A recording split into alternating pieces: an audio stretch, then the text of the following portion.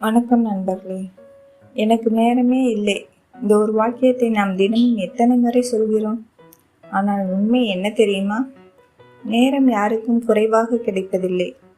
ஒவ்வொருவருக்கும் ஒரு நாளில் 24 மணி நேரம்தான். அப்படி இருக்க ஏன் சிலர் பெரிய சாதனைகளை செய்கிறார்கள், சிலர் மட்டும் ஏன் இல்லை என்று சொல்லிக்கொண்டே இருக்கிறார்கள்?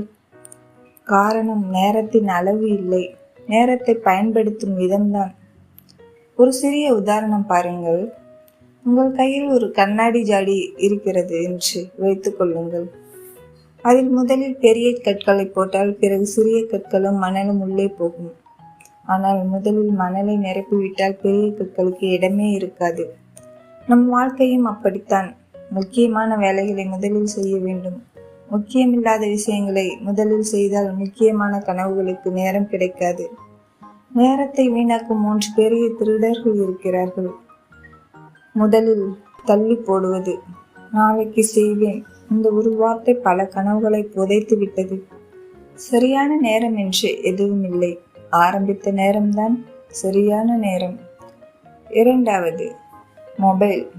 5 நிமிடம் என்று எடுத்த மொபைல் அரை மணி நேரத்தை திருடி விடுகிறது.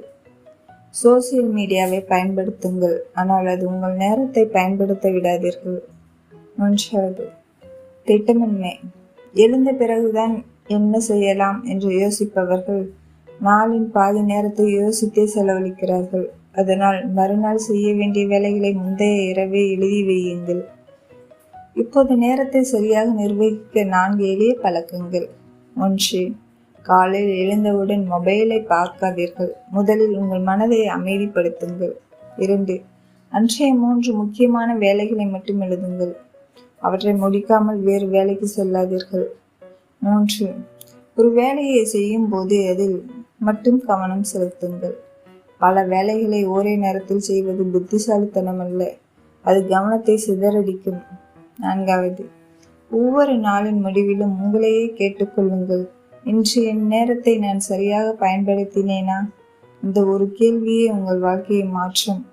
இறுதியாக ஒரு விஷயம், நேரம் பணத்தை விட மதிப்பு மிக்கது. பணத்தை இழந்தால் மீண்டும் சம்பாதிக்கலாம், ஆனால் இழந்த நேரத்தை இந்த உலகத்தில் யாராலும் திரும்ப வாங்க முடியாது. அதனால் நேரத்தை மதியுங்கள், நேரத்தை திட்டமிடுங்கள், நேரத்தை வீணாக்காமல் வாழுங்கள். ஏனென்றால் நேரத்தை வெல்லும் மனிதன்தான் வாழ்க்கையும் வெல்கிறான்.